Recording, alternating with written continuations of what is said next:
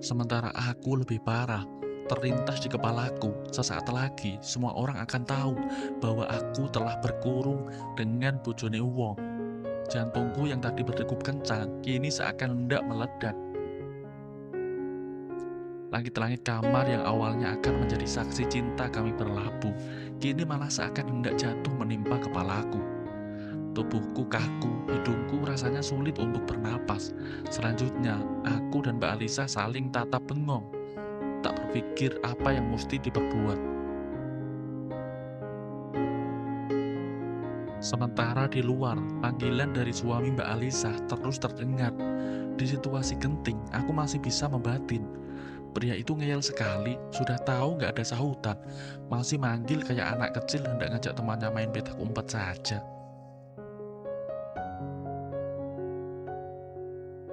Tapi wajar, dia suami Mbak Alisa yang sudah lama nggak pulang. Mungkin sudah kangen sekali sama istri yang selama ini ia tinggalkan melaut dalam waktu yang lama.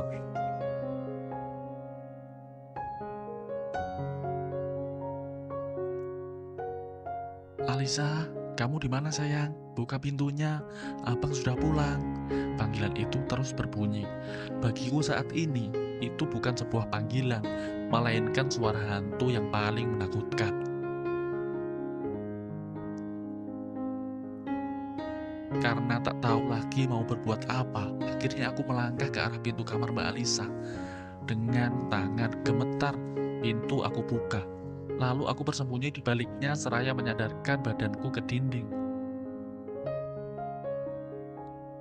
Melihat polaku, Mbak Alisa seperti menghela nafas lega, sudah tahu apa yang mesti dilakukan. Namun sedetik kemudian, dia mendekat dan berbisik, "Jangan di sini, Wan, bahaya, bisa ketahuan." Ucapnya masih dengan rona panik luar biasa. "Terus di mana?" Tanyaku masih dalam keadaan ketakutan. "Di bawah tempat tidur aja, cepet," jawabnya pelan. "Bukannya lebih bahaya lagi, Mbak?" "Udah, buruan. Cepat-cepat." Ia menarik tanganku lalu bergegas keluar. Aku sudah menyusup ke bawah tempat tidur. Lagi-lagi perasaanku gak karuan. Aku takut sekali. Ya Tuhan, seumur hidup baru kali ini aku merasakan ketakutan yang luar biasa. Dan rasa takutku semakin menjadi kala mendengar Mbak Alisa menyambut kepulangan suaminya dengan suara yang begitu romantis. Tak lama terdengar suara langkah kaki masuk ke dalam.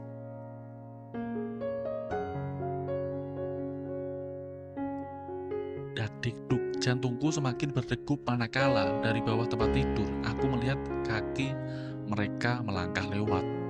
Aku semakin takut, jangan sampai ketahuan sama Mas Reno. Kalau ketahuan, habis sudah riwayatku. Sambil menahan rasa takut, aku membatin.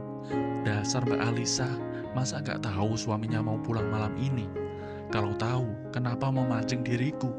Atau jangan-jangan wanita ini mau menjebakku? Semoga saja tidak. Selanjutnya, sambil menahan degupan jantung, aku bergeser perlahan ke sudut ruang bawah. Sebisa mungkin aku menghindar dari Mas Reno. Pokoknya jangan sampai kepergok. "Kamu dari mana sayang? Kok tadi lama sekali buka pintunya?" Aku mendengar suara Mas Reno dan dapat kulihat. Sekarang ia duduk di atas tempat tidur. Dari bawah aku melihat kakinya menggelayut. Mungkin di atas sana Mbak Alisa sedang romantis sama Mas Reno. "Aku tadi di dapur bang, masak nasi," jawabnya sudah pasti bohong. "Bang kangen banget sayang, sini yuk abang." "Sama bang, aku juga. Nggak mau makan dulu? Pasti abang lapar kan?" "Nanti saja, abang sudah kenyang. Tapi abang kangen banget sama kue bolu itu." "Sama bang, aku juga kangen kok. Aku sudah lama nggak makan bareng abang. Kita makan dulu yuk." Suara Mbak Alisa mendesak suaminya agar keluar. Aku tahu mungkin Mbak Alisa sedang khawatir dengan kondisiku di bawah sini. Mungkin Mbak Alisa sedang mencari cara agar aku bisa keluar dari sini.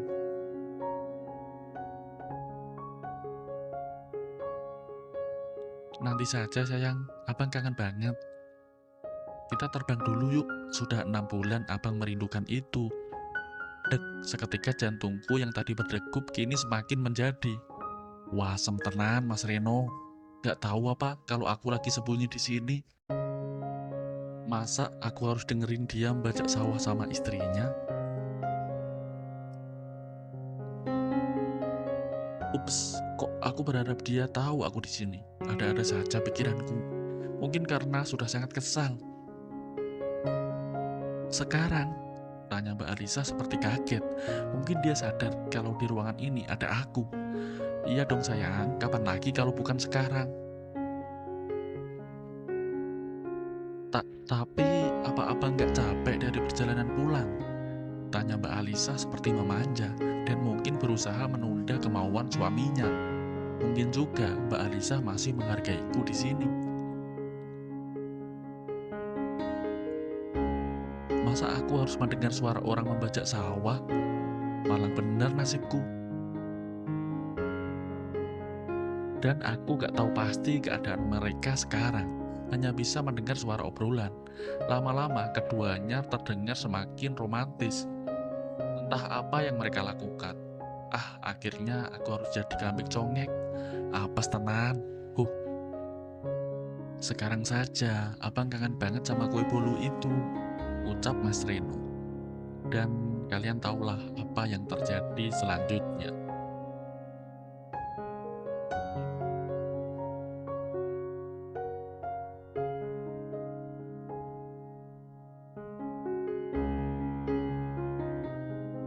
Selanjutnya, aku hanya bisa pasrah dan ikhlas saja jika sudah takdir untuk mendengar suara pasangan suami istri sedang menggarap sawah.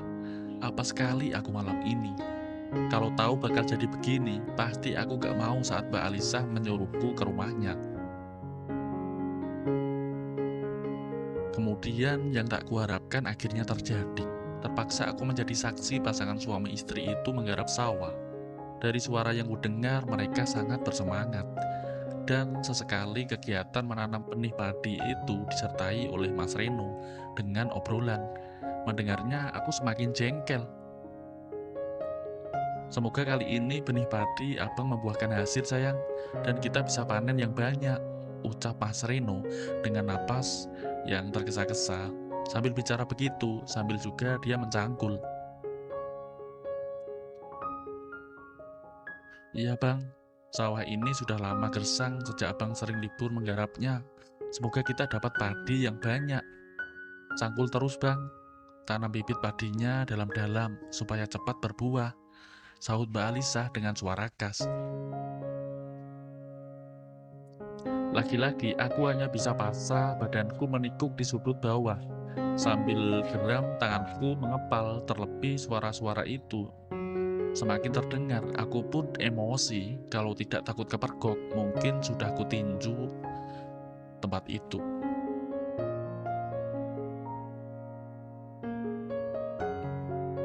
Tapi di sisi lain, aku gak menyangka ternyata Mbak Alisa lebih dominan saat menanam padi. Dia lebih gesit daripada suaminya. Mas Reno suka berhenti di tengah jalan. Dan di saat yang sama, Mbak Alisa gak mau hasil tanamannya sia-sia. Maka ia mengambil alih cangkul Mas Reno yang terlepas, lalu dia membantunya cangkul itu sampai ke dasar lumpur yang dalam. Saking dalamnya sawah yang digali, maka semakin jelas suara yang terdengar. Sangat bergemuruh.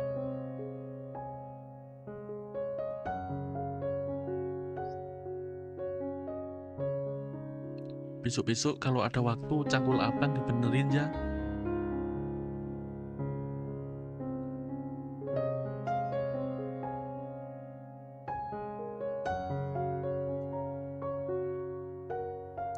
Maafin abang sayang, mungkin efek kelelahan dari perjalanan jauh.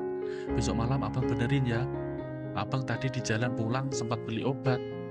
Tadi abang lupa meminumnya, sahut Mas Reno. Dari nada bicaranya, aku tahu dia seperti malu di depan istrinya. Usai itu, aku mendengar keduanya turun, dan jantungku berdegup kembali. Takut Mas Reno melihat ke bawah, bisa ketahuan aku. Namun setelahnya aku lega, aku mendengar pria itu berjalan keluar bersama Mbak Alisa. Sepertinya mereka menuju dapur. Dan aku masih berada di bawah, lagi mikirin bagaimana cara keluar dari sini. Dan aku bertekad setelah bebas dari sini, aku gak mau lagi berhubungan sama Mbak Alisa. Dia keterlaluan, masa aku harus jadi kambing congek? Tak lama kemudian, langkah kaki terdengar masuk ke dalam. Dan setelah kulihat dari bawah, ternyata itu Mbak Alisa. Lalu dia menutup pintu pelan-pelan, setelahnya menunduk melihat ke arahku.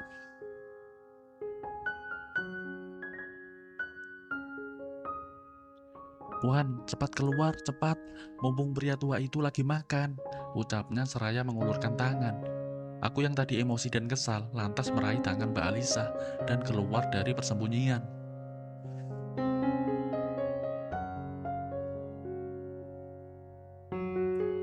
"Sekarang kamu keluar dulu, besok kita ketemu lagi." "Tapi keluarnya lewat mana?" tanyaku bingung. Gak menjawab, Mbak Alisa berjalan menuju jendela kamar, lalu membuka jendela itu, dan anehnya, aku melihat jendelanya tidak menggunakan trali. "Kamu lewat sini, Wan, ayo cepat," ucap Mbak Alisa pelan. Tanpa mikir lama-lama, aku langsung berlari keluar dan melompat. Setelah berada di depan rumah, oleh Mbak Alisa, jendela langsung ditutup. Akhirnya, aku lega bisa lari dari masalah. Kalau tidak, gawat, bisa remuk masa depanku. Terlebih anakku yang masih kecil. Kalau aku di penjara gara-gara menemani bojone wong, dia bisa terlantar. Aku pun pulang ke konter dengan perasaan lega, walau masih ada rasa kecewa. Kecewaku bukan karena gak bisa merasakan kue bolu, tapi kecewa karena sudah terpaksa jadi saksi mereka bersukaria.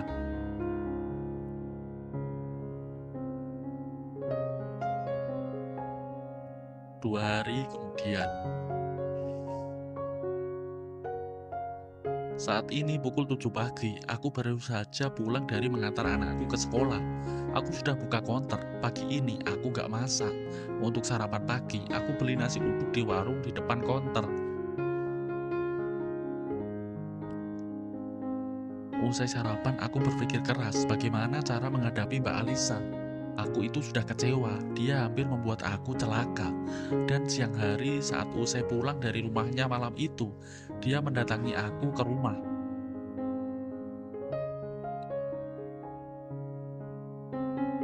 Katanya sang suami sudah pergi melaut lagi, dan dia kangen aku.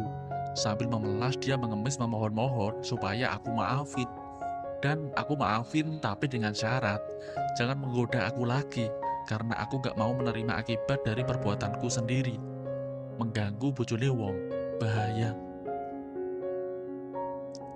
Apalagi dia itu istri tetangga, malah kesannya aku lebih gak bermoral. Itu kalau ketahuan sama warga. Kalau gak ketahuan, aku gak bermoral di mata Tuhan.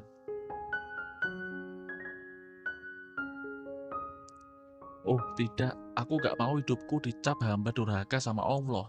Cukuplah aku hidup menduda saja, jangan pula imanku yang retak. Sudahlah duda, tak beriman pula.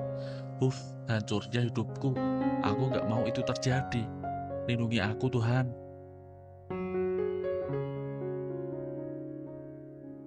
Kalian mungkin bertanya-tanya, kalau aku memang benar-benar menjaga moral di hadapan Tuhan, kenapa malam itu aku terpesona dengan tampilan Mbak Alisa?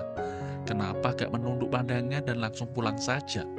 Jawabannya wajar, karena aku ini laki-laki, dan dia sudah memancing naluriku. Lelaki mana yang gak tergoda dalam keadaan begitu? Ya kan? Maka dari sekarang, aku berusaha menghindar.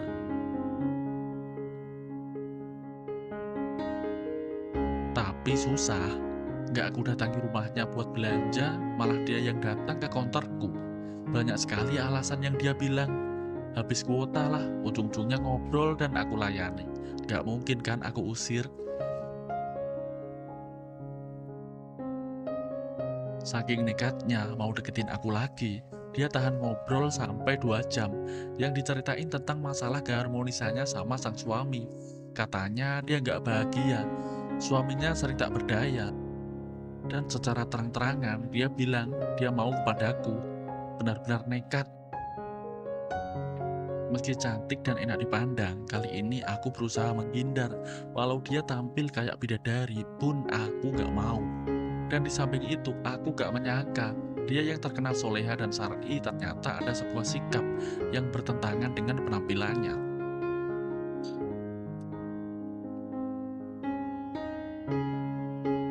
Dan dari kesimpulanku, Mbak Alisa itu tuman, mungkin selain aku, yang hampir terperangkap ke dalam jerat cintanya. Mungkin masih banyak pria lain yang jadi korban.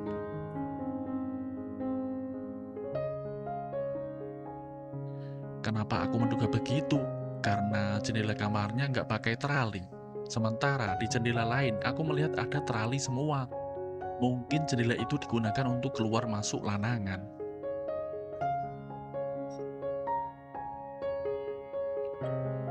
Nah, sebenarnya aku penasaran sama hal yang satu ini. Mau nanya, nanti malah dia memancing aku supaya tergoda lagi. Akhirnya aku abaikan saja rasa penasaranku.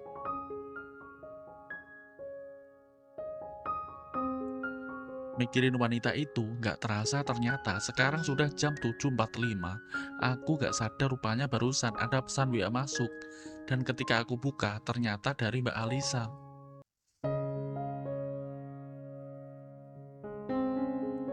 Seketika jantungku berdegup melihat isi pesan WA darinya. Mbak Alisa mengirim foto aku, perempuan cantik, berkerudung putih. Sepertinya itu foto Mbak Alisa ketika masih muda.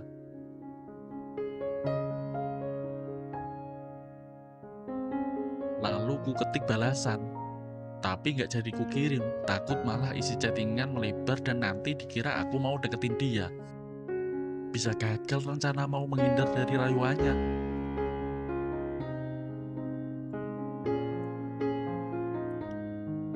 Itu calon istri yang mau aku kenalin ke kamu, Wan. Cantik kan? Tanyanya lewat WA. Terang saja aku kaget dan gak percaya. Rupanya wanita yang hendak dijodohin ke aku, cantiknya sundul langit. Cantik banget. Akhirnya pesan WA Mbak Alisa terpaksa ku balas. Cantik banget, Mbak. Berkerudung lagi. Minta nomor HP-nya dong, balasku. Oh tidak. Wek-wek, hehe. Turuti dulu kemauanku baru aku kasih, dan aku jamin kalian pasti jodoh, balasnya. Usai membaca pesan itu, aku menghela nafas. Kenapa harus jadi begini ya? Wanita ini selalu menggodaku dengan mengiming-imingkan calon istri. Aku yang sudah lama menduda, wajar jika tertarik dengan tawarannya. Tapi yang begitu itu, aku gak sanggup. Dosanya besar. Entah apa yang harus kulakukan, apa aku cari jodoh sendiri saja. Tapi susah nyari yang lebih baik dari mantan istriku. Dan jujur saja, aku gak mau pacaran lagi kayak bujangan dulu. Aku maunya kenal langsung nikah gitu. Lama juga aku mikirin tawaran Mbak Alisa, hingga tak terasa waktu sudah menuju siang, dan lambat laun matahari sudah terbenam. Akhirnya kini sudah malam, konter sudah kututup. Aku telah di rumah istirahat bareng anak kecilku kesayangan. Dari tadi kegiatanku hanya mainin HP di tangan. Sesekali aku mereject panggilan dari Mbak Alisa. Aku tahu, pasti dia ngajak pelekuk-pelekuk. Pokoknya sebisa mungkin aku gak mau. Tring, nada pesan WA berbunyi. Aku yang baru hendak tidur lantas bangun. Membuka isi pesan chat. Wan, kamu sombong banget sih. Aku telepon gak diangkat, aku chat gak dibales. Apa mau aku bilang ke Mas Reno kamu pernah masuk ke ruanganku? Ucapnya di pesan itu. Terang saja aku kaget membacanya. Dia mengancamku, terus mau bilang sama suaminya. Wah gawat, aku harus bagaimana ini? Kamu mau kesini apa enggak? Kancani aku kesepian dari tadi. Kalau kamu gak mau, ntar aku bilang sama Mas Reno, supaya kamu Jantungku berdegup. Nggak nyangka ternyata Mbak Alisa memiliki sifat galak juga. Waduh, bagaimana ini ya? Apa aku turuti saja keinginannya? Tapi nanti ketahuan orang bagaimana?